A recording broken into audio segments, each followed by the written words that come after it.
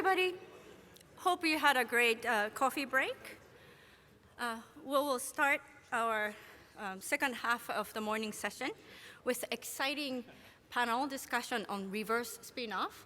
And this concept may be a little bit foreign to some of you, but we thought it would be fun to do. So basically, this panel is about the space industry, that the space industry has been produced many spin-offs, such as Teflons to GPS that benefit the, that came from space programs but benefited our lives on Earth. But this panel focuses on the Earth's technology developments that can accidentally or not, intentionally, be spun off in support of space commercialization and space settlement. And this panel is led by John Cumbers, founder of SynBioBeta. And please give a warm welcome to the panelists.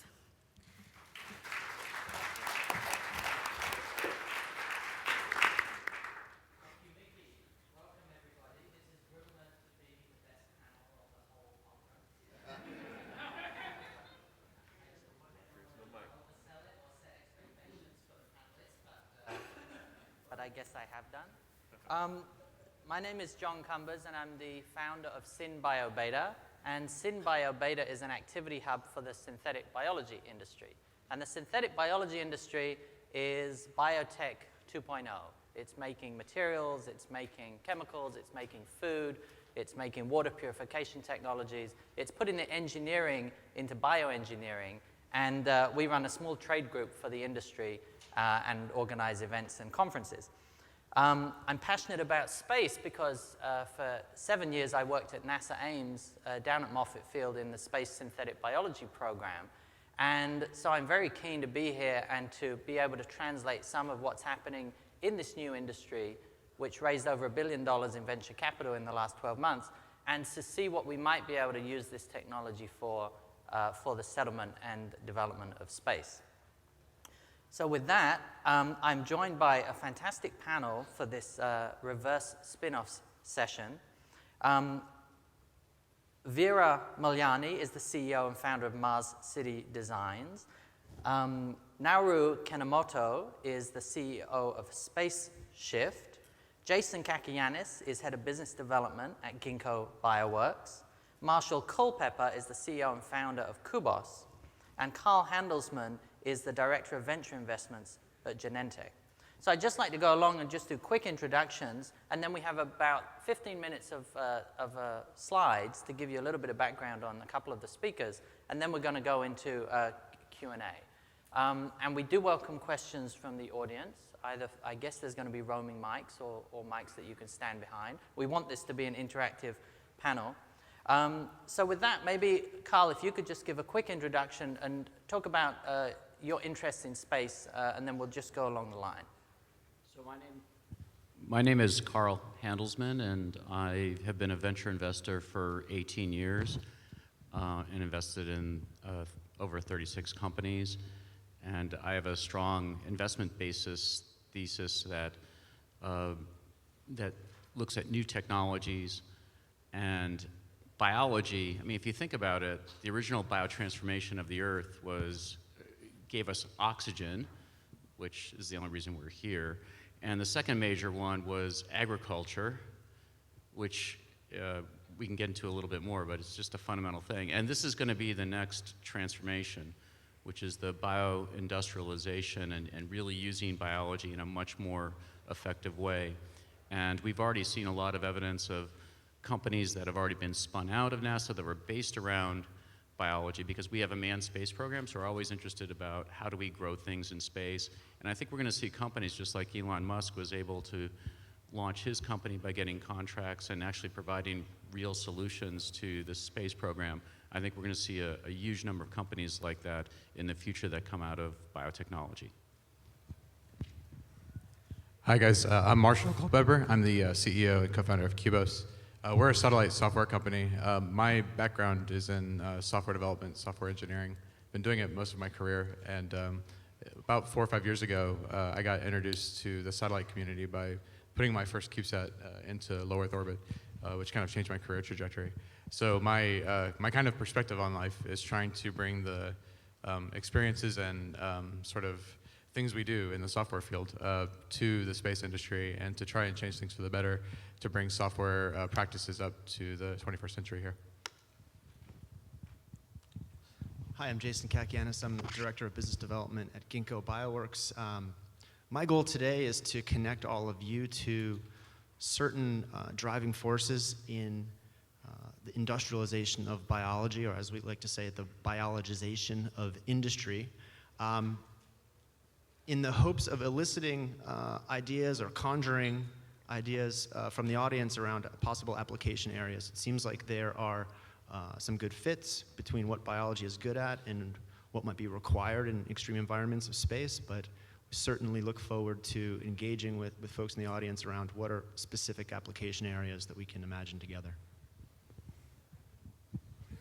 Hi, everyone. I'm Naruo Kanemoto from Spaceshift, based in Tokyo. And this is a panel for reverse spin-off. So myself is a kind of reverse spin-off person from the internet industry. Originally had a career for 20 years. So today I can show you the very interesting kind of the example, the great reverse spin-off from the other industry, from the space industry. Hi, I'm Vera Mulyani from Our City Design. I'm very happy to be here. Thank you so much for inviting me. So we are the platform that want to contribute to the space pioneers through uniting different disciplines in the world, from creative to engineering, but also other different backgrounds, knowledge, so that space become more open for everyone. I really think that if we want to open space more to tourism and have more budget from the rest of the world, we need this kind of platform to unite everyone, creating the same effort together. Excellent. So I think we have a few slides now. Vera, you're going to give an introduction to Mars City Designs, and then Naruo, you're going to speak about Spaceshift, and then Jason, you're going to give us some thoughts on using biotechnology for some of these needs. And so throughout the slides, I want people to be thinking about what we mean by reverse spin-offs. So clearly the space industry created many spin-offs, from the satellite industry to better solar panels to better batteries and storage capabilities. Now we're in a different period where technology on Earth is much more advanced than some of the technologies we have in space. So we're going to be particularly exploring that in the Q&A about what are some of the challenges in space and what are some of the opportunities for commercialization of your technology here on Earth to get it into space and into the space context. So Vera, over to you. I don't know if you want to stand or if you want to stay sitting. It's up to you. Yeah, I can stay in between. That wasn't an option, but okay.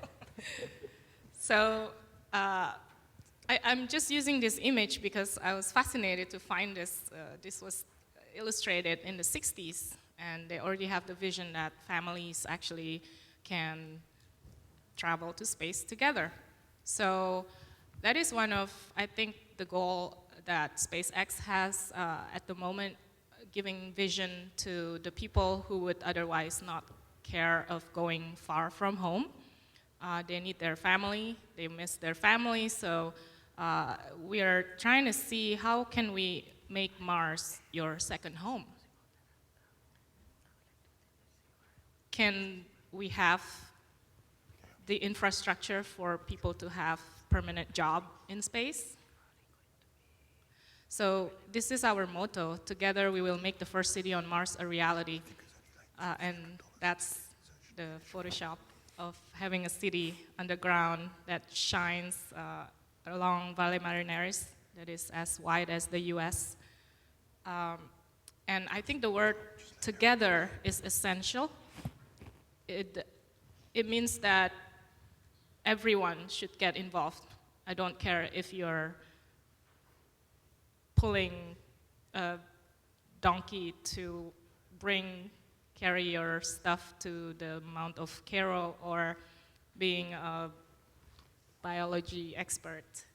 We all have to fulfill the thought and designs so that we can have an idea about the next culture and lifestyle so that it's not just reserved for exploration. So I created this competition 2 years ago, and it's an annual competition to unite the global, international students and professionals who have to combine their team with different discipline from art, architecture, engineering, aerospace, if they can. And this is one of the responses of what they can imagine. It's actually more like a critic. Like, can we really live in a sort of living machine, or should we adapt our engineering to the design that is more human? So some of the answers are from different unique background. This is, for example, called the fast future. It's an instant structure that is created by an explosion. So we use explosion to construct instead of to destruct. And they freeze the dust to become this structure. So I'll just pass these designs very quickly because these are the winning designs of last year. And if you have more questions about the details, I'll be there later. So this is called the translucent mount, done by a student from CMU. And her research was about 3D printing the regolith. But how can we live in a Martian architecture with Martian soil as a material without feeling like we are always underground like a termite?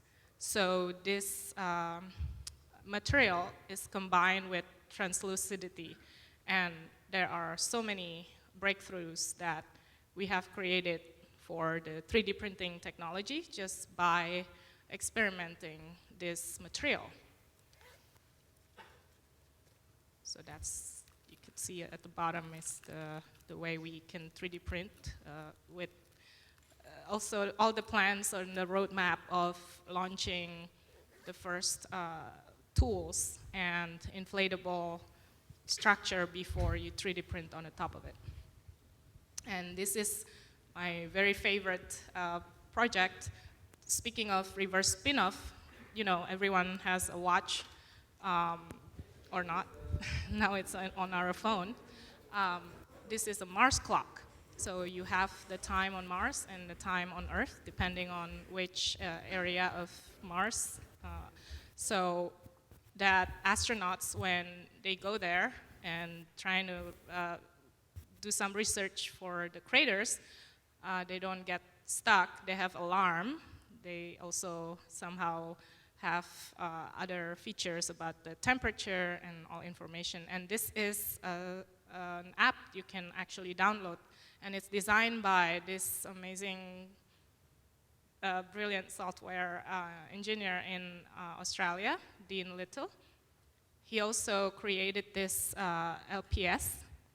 So it's the economic way to create GPS on Mars, because we're not that many people yet on Mars. We may be able to create this sort of 3 antennas, triangular antennas, in which you can identify your position.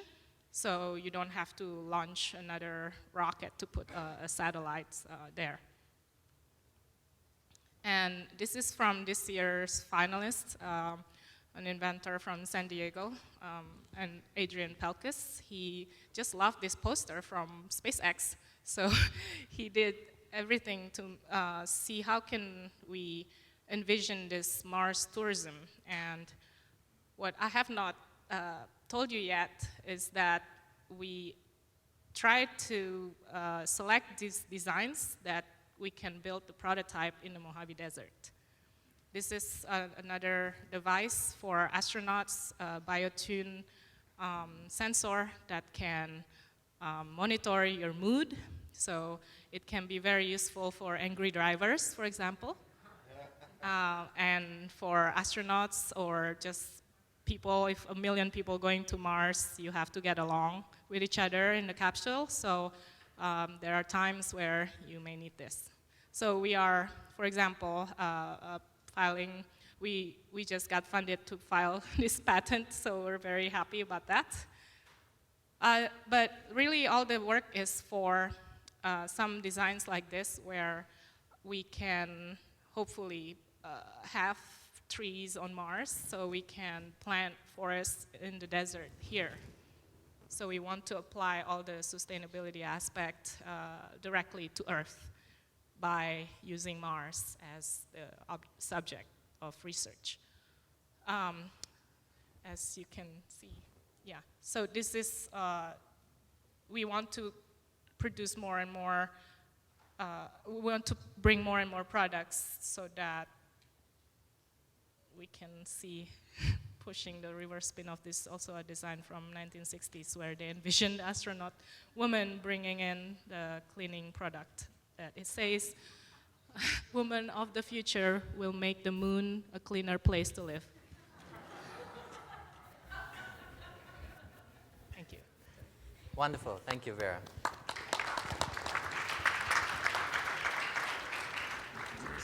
So, so next up, Naruo Kanemoto, CEO of Spaceshift.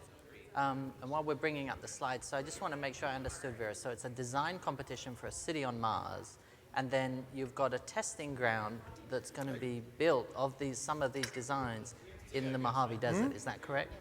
Sometimes. That's correct, Sometimes yes. coffee. Great. Okay. Wonderful. Okay. Now over to Naruo Kanemoto. Yeah, the Spaceshift is my own company, and I introduced myself as the reverse spin-off person. So this is a picture when I started my company. So I'm basically the space enthusiast, and that enthusiasm made me develop into naming my son as Ryusei, which means in English is a shooting star.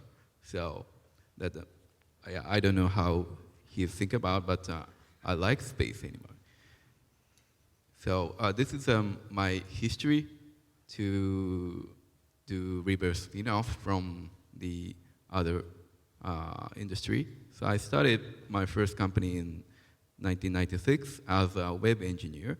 So I'm going through several kind of different jobs, and finally I passed the Kalman line for me in 2009.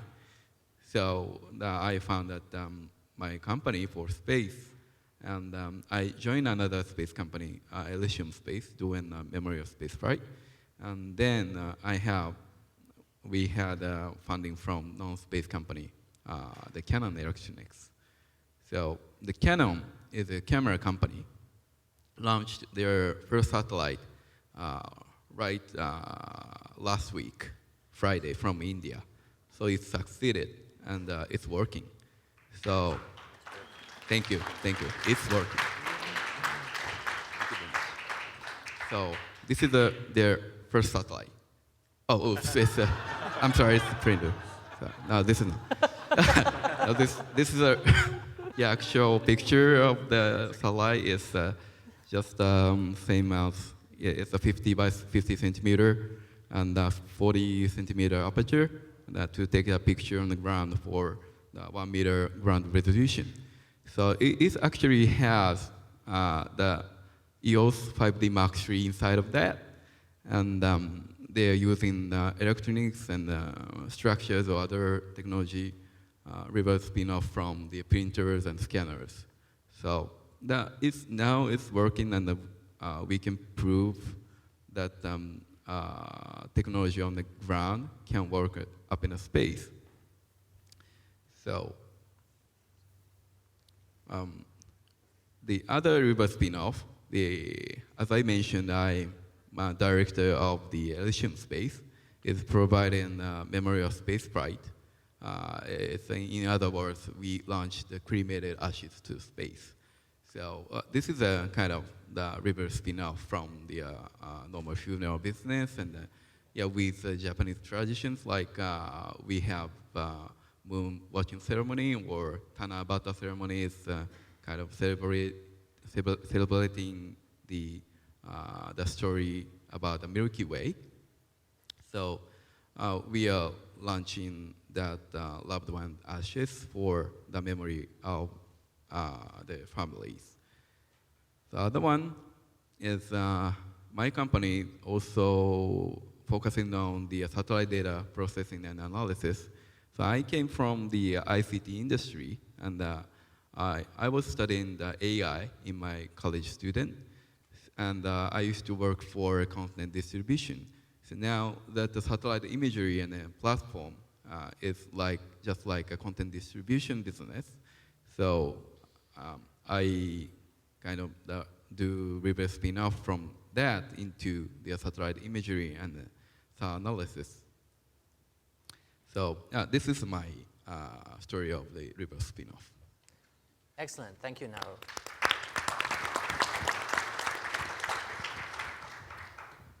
Jason, over to you. Great. Hi, everyone. I'm Jason Kakoyiannis from Ginkgo Bioworks.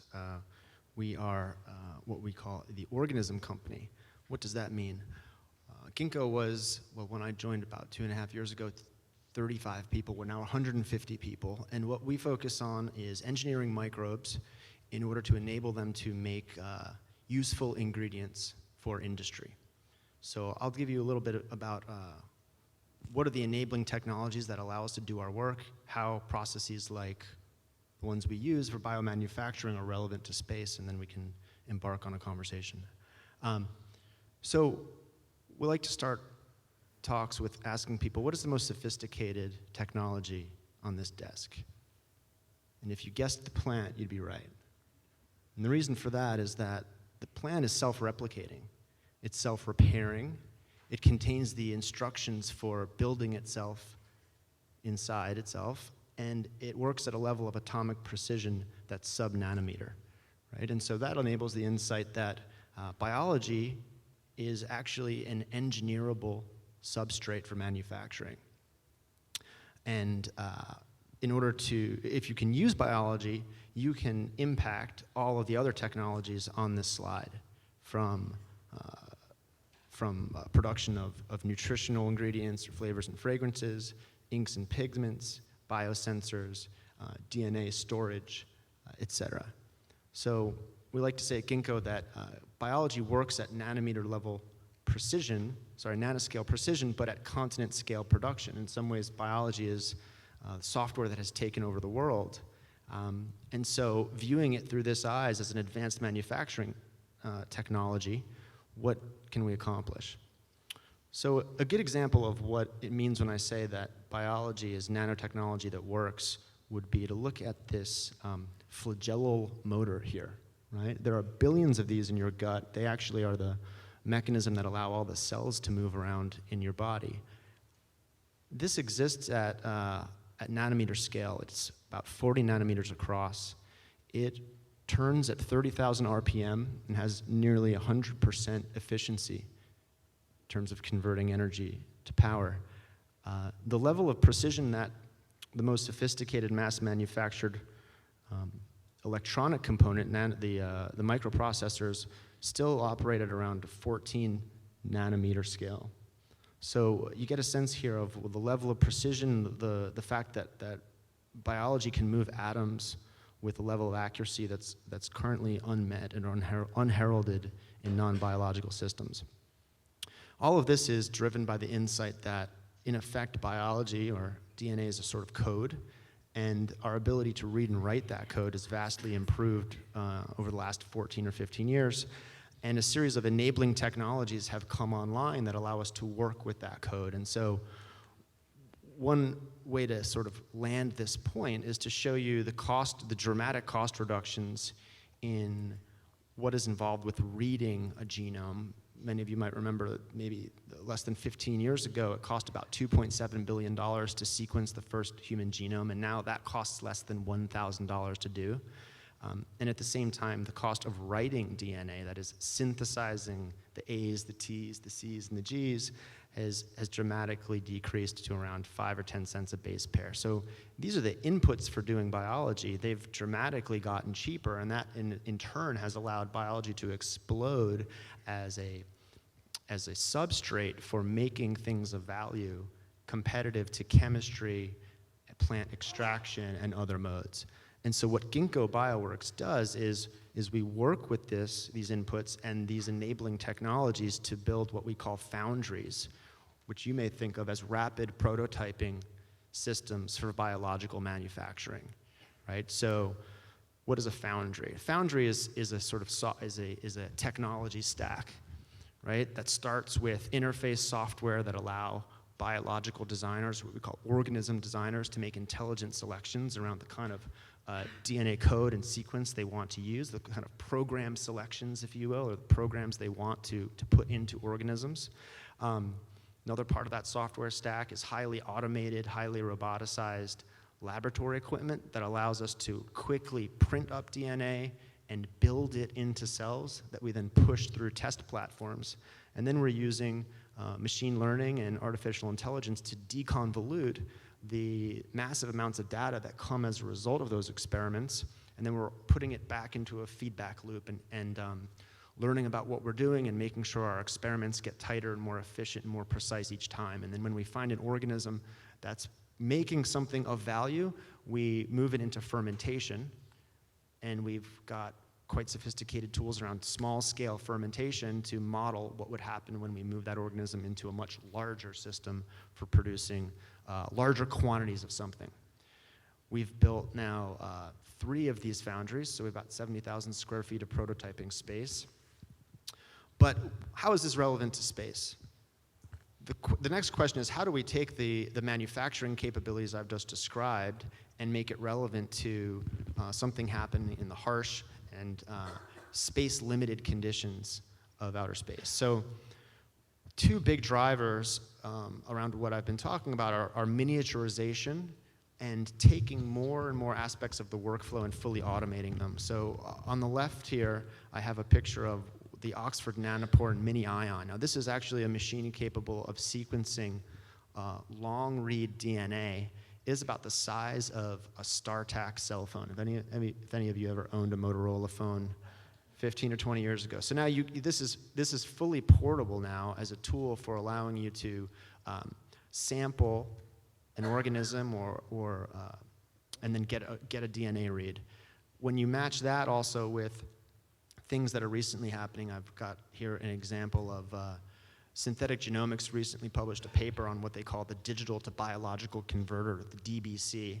And this is a great example of taking an aspect of the foundry that I showed you, fully automating a set of instruments capable of selecting, generating, error correcting DNA, and then producing small proteins on a fully automated basis. And this now fits around the size of something that's like the size of a library pushcart, right? So miniaturization and packing more into fully automated workflows is going to make biology more relevant for space. Cumbers and his colleagues in 2014 have written about the numerous areas where biological manufacturing can be brought to bear on space, right? So everything from resource utilization and conversion of wastes and minerals to on-demand medicine and health, obviously very important in a context where you're constrained for bringing medical supplies or antibiotics, to manufacturing of potentially new resins that could then be used for 3D printing, et cetera. So the benefit areas of biology, why biology makes sense in addition to some of the potentials I've just mentioned, include also the fact that it's quite easy to port, right? Moving cells into space is trivial, given that they replicate on their own. So very low payload, very low power demand. They self-assemble, they self-replicate. They'll be able to use resources in situ in new environments. They'll be able to run on solar energy.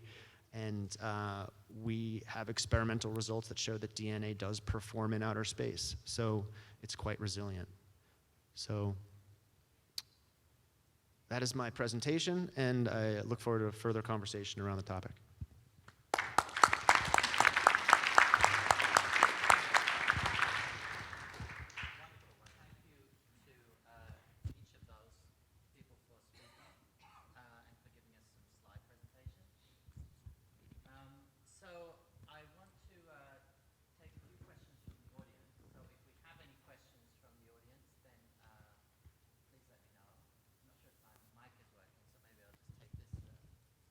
Microphone. So if we have any questions from the audience or any of the panelists, then please put your hand up and I'll call on you. In particular, I'm interested in challenges that you have from the space industry that you would like to be solved by any of the panelists. I throw down a challenge that that we can solve any technology challenge that you may have, and I've yet to find a problem that cannot be solved by any of the industries that are up here. So if you've got any, then please put your hand up, as we like a challenge.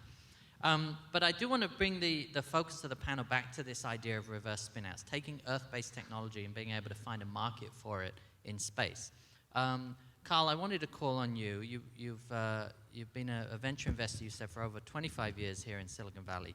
I know because you're at Genentech, and Genentech makes therapeutics, they make drugs, that you're in a highly regulated industry, high-risk industry, and the amounts of capital required to take a drug through to clinical trials could be billions of dollars and could end in complete failure.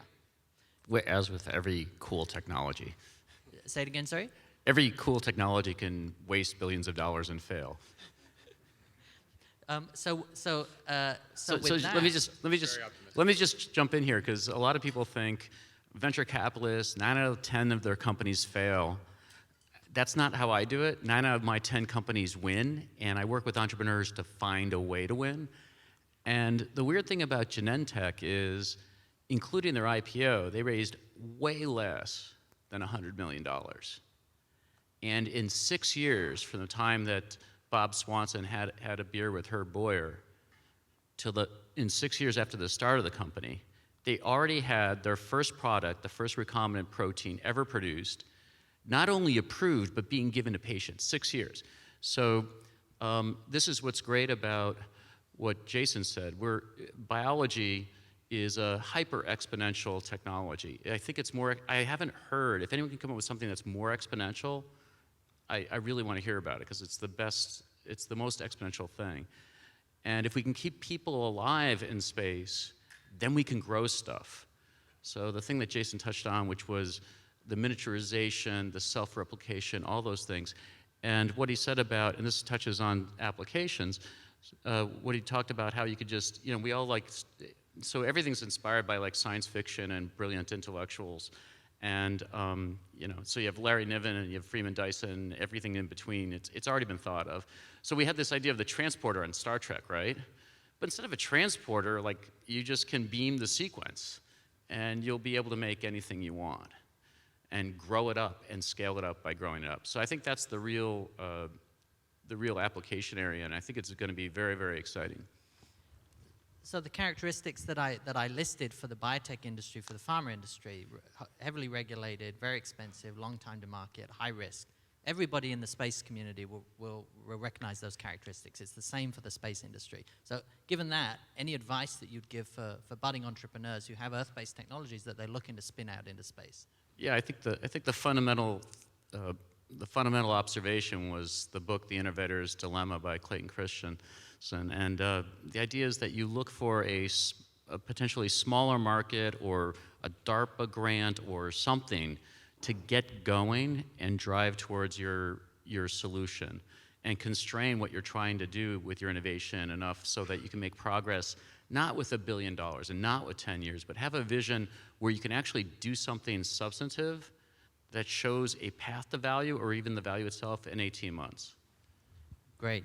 Marshall, can you give us some of the commercialization pathways that you've seen successful in taking technologies from Earth into space? Yeah, one of the interesting things, similar to Naruo, sort of more IT and software background, that I saw happen kind of the last 4 or 5 years with proliferation of CubeSats, is specifically around mobile chipsets. So everyone here has probably like an iPhone or an Android phone in their pocket. The chipsets that those phones use were basically manufactured by companies that spent a lot of money trying to figure out how to make low power processors at massive scales. We like to think that the internet has been around a long time in the West, but the reality is that there are only a couple 100 million of us online in the mid-2000s. When mobile came around, now there are billions and billions of us online. In fact, it's a matter of 10x increase in the number of people online since mobile occurred. And that scale of hardware manufacturing was a new level of scale that had never been accomplished before that.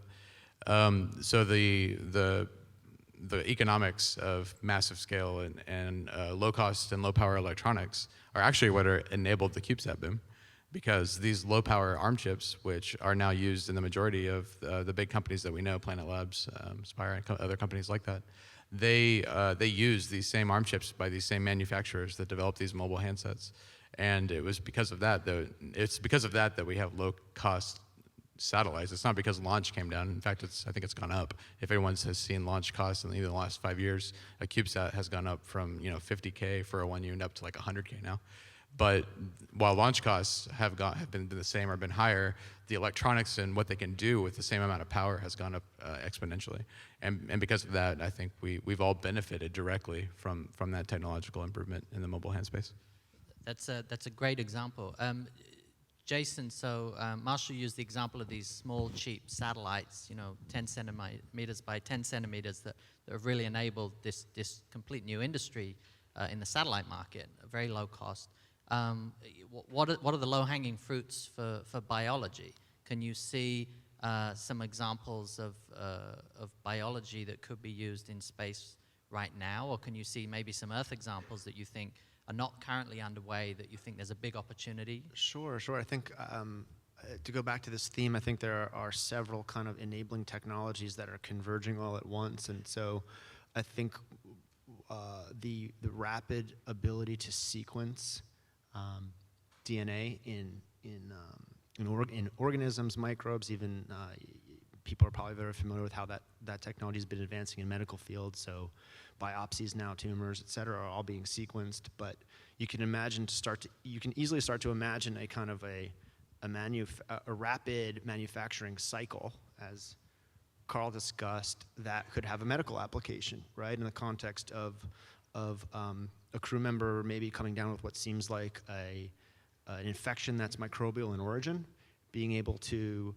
culture and then sequence to rapidly understand what the nature of that microbe might be, and then be able to start generating either a vaccine or antibodies or whatever, using the kind of rapid prototyping and manufacturing capabilities that I saw. That could be done on board in a self-contained system, or as Carl said, maybe if you need access to larger computing power, there might be some kind of bridge where the sequence data is being run against other data sets, and then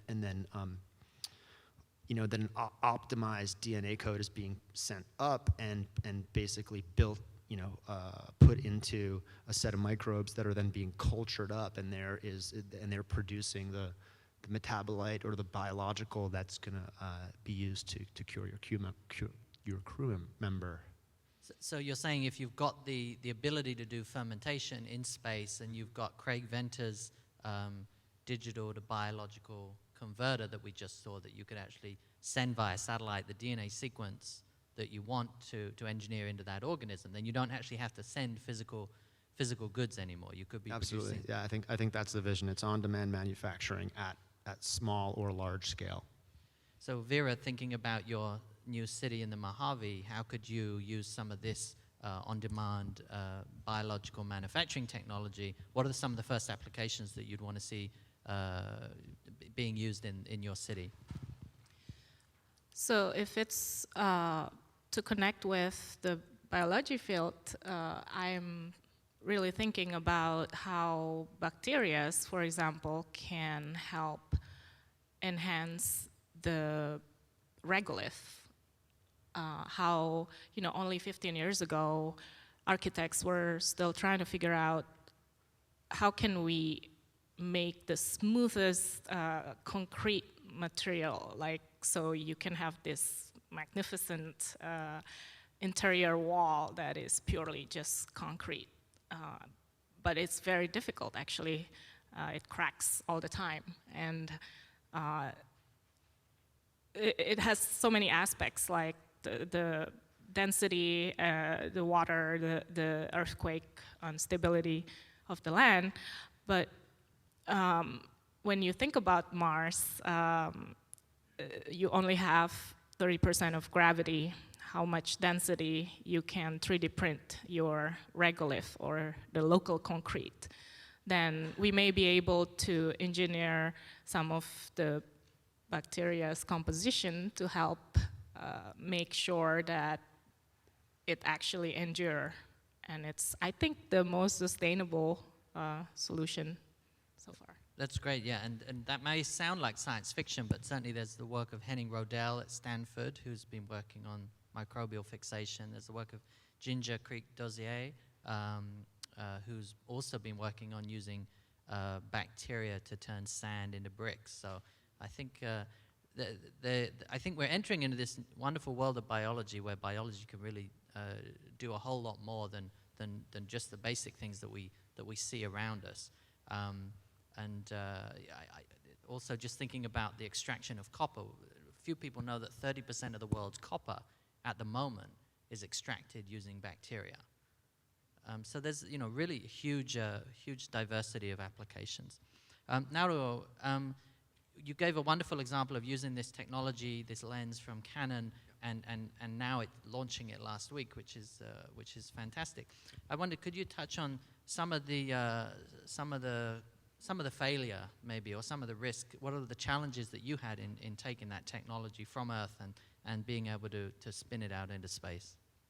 Yeah, for Canon case, they did all the experiment on the commercial components like digital camera or the electronics from the printers in kind of space environment. And they spend a lot of time, like 2 or 3 years for that experiment, and make it sure that those electronics can work in a space environment.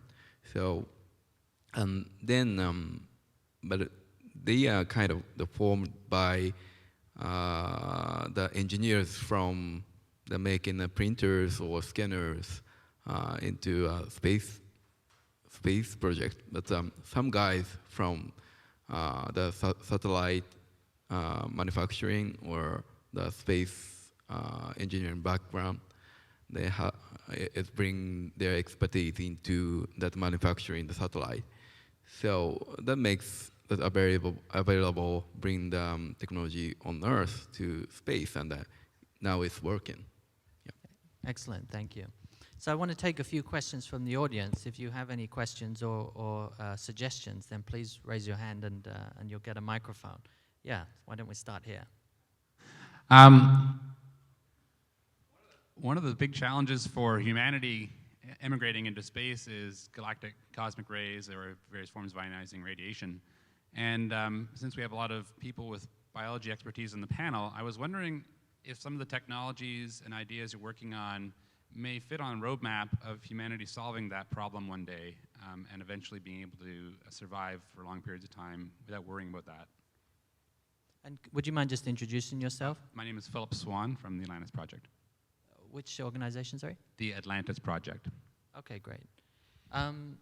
Anybody have any thoughts?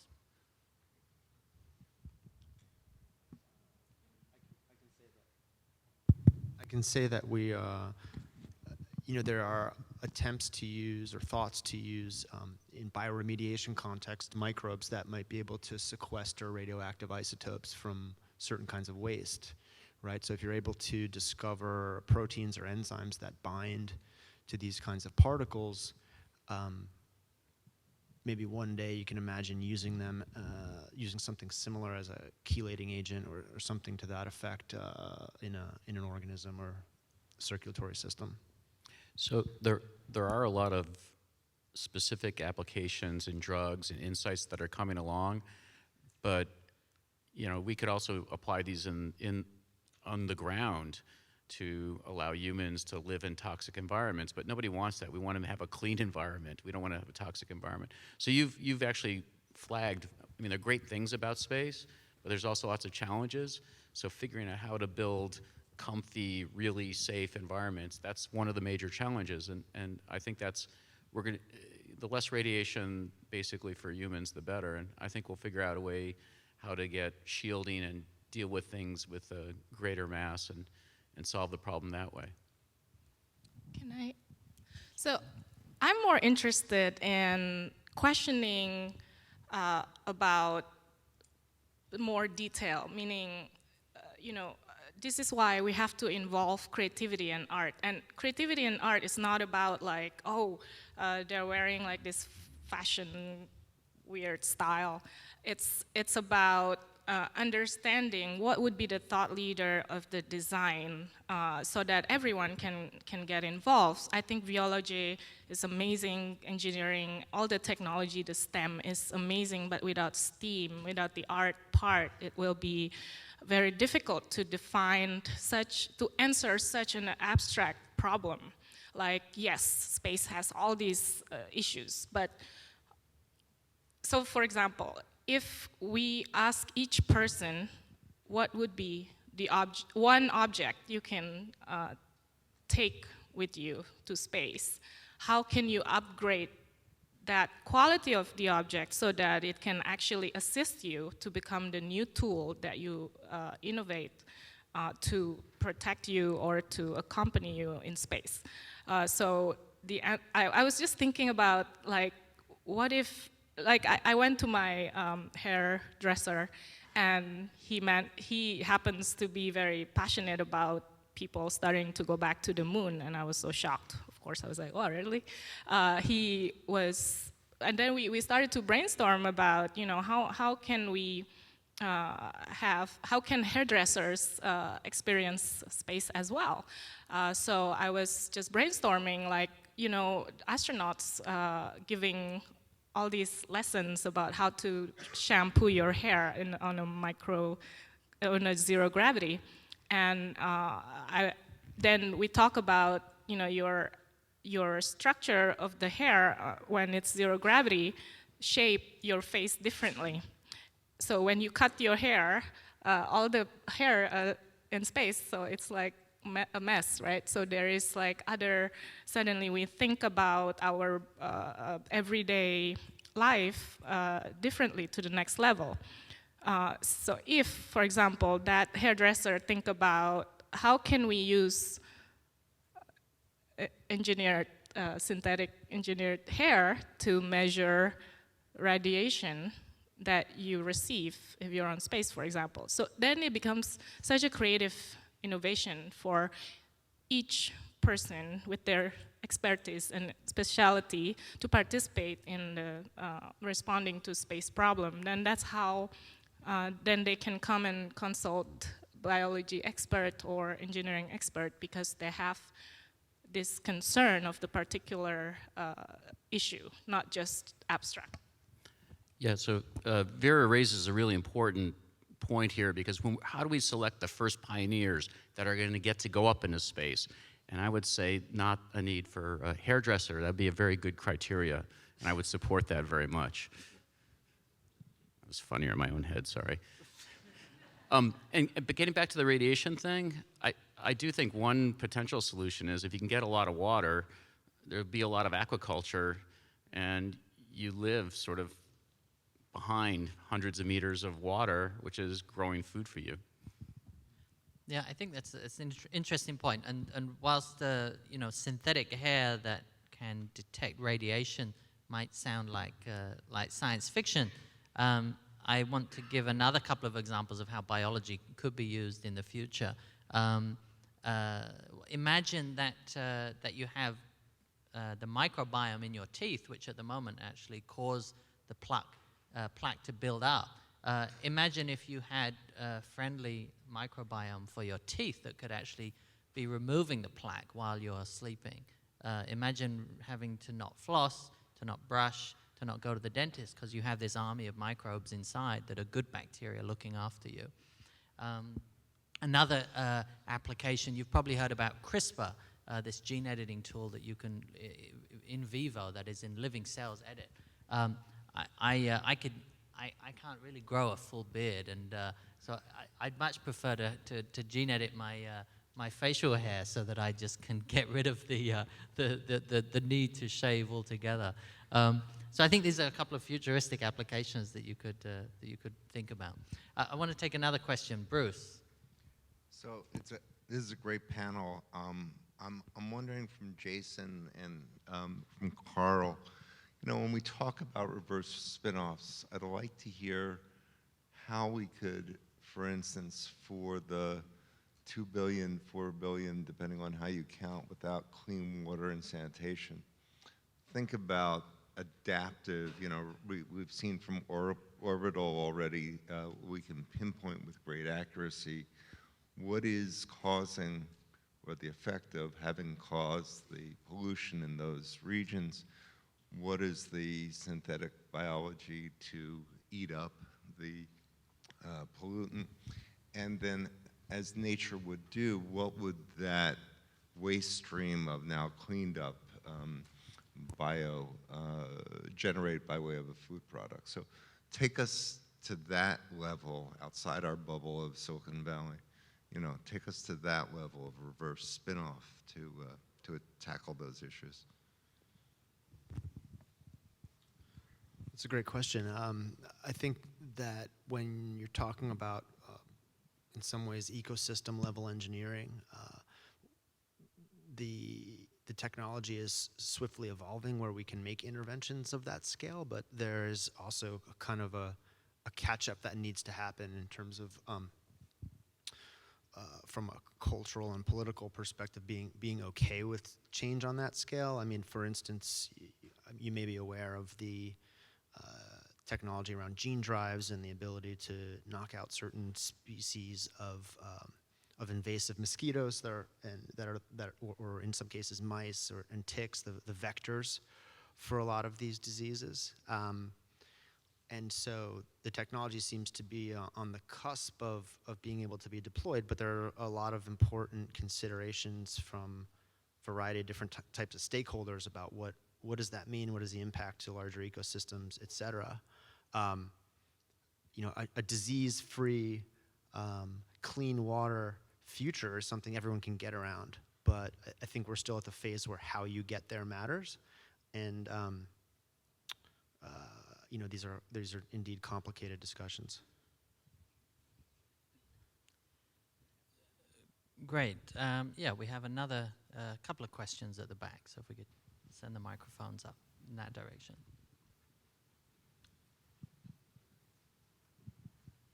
Hi, thank you.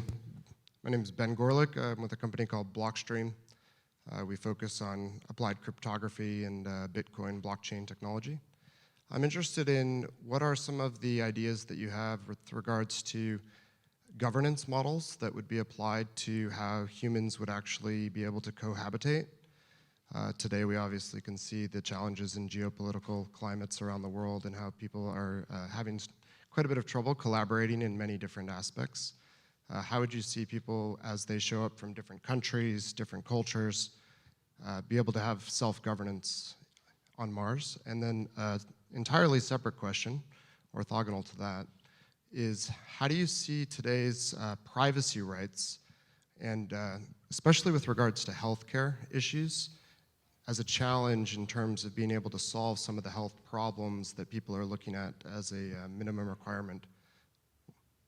Great. So what does democracy 2.0 look like in space, and what does healthcare 2.0 look like in space? And I just want to make a suggestion. Maybe this is one of the topics that we do not want to spin out what we have here and project it into space. So maybe I give you the option to start again from scratch. Vera.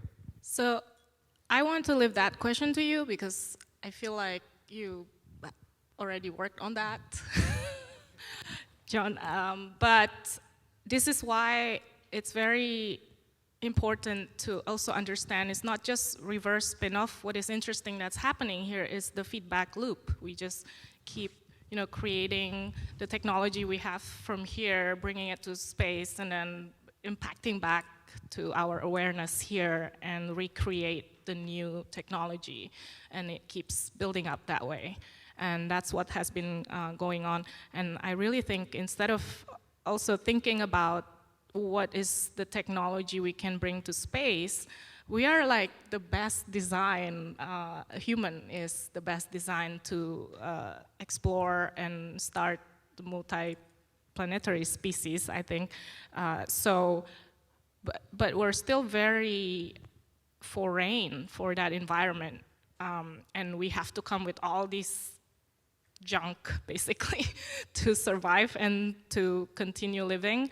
And that's also because we have not thought of the further plan of how can we make sure the destination is so much fun that all these technical challenge are really little compared to the benefit that we get. And that it will include governance and health and everything as well. So we have to be a superhuman first, but not just physically, not just new 3D printed lungs so that we can breathe all the dust of the moon and Mars and we don't die. It's more about our behavior as a human being. And I think. Yeah, that's an incredibly hard question. And let me just give you two examples, one of which I was involved with, which is talking about what are the rules by which you decide to divert an asteroid that's going to hit the Earth. Because you might not divert it enough, it might hit somewhere new. And here's a hypothetical. What if we put a big umbrella over the Arctic to stop global warming? Well, there are countries the Maldives would love that, but there are other countries that are looking forward to having open sea lanes up in the Arctic. Probably most of the people on this panel don't realize blockstream or blockchain or what that means, and I think there may have been a solution in mind for that question, and I wanted to address it really quick, and I think it's an interesting one. The blockchain is really interesting because it does sort of trustless validation on an open ledger. And some of the ideas that are going around that community right now are around decentralized governance and decentralized autonomous organizations. And I think there are some potential interesting applications around DAO and specifically distributed governance with regards to multiplanetary human habitats. But I don't know that any serious work has actually been done on that idea. I love it. Democracy on the blockchain. That's the perfect solution. Okay, we're out of time. I'm going to give one last question, and I'd like to go along, and I just want 1 or 2 word answers from people. So the question I'm going to leave you with is, I'm going to pretend that you're all investors, even if you're not investing, and I'm giving you $1 million to invest in a company, and you can make up the company a hypothetical company. What do you think is the biggest market that there is in space, and where would you invest that $1 million? What product would you invest in, or what company would you invest in? Carl. Engineered food. Software. I'll call it broadly health and nutrition. The human activity monitoring from space. Say it again. Human activity monitoring. Human activity monitor. Great. Tourism, space hotels. Great. What wonderful answers. Let's give the panel a big round of applause.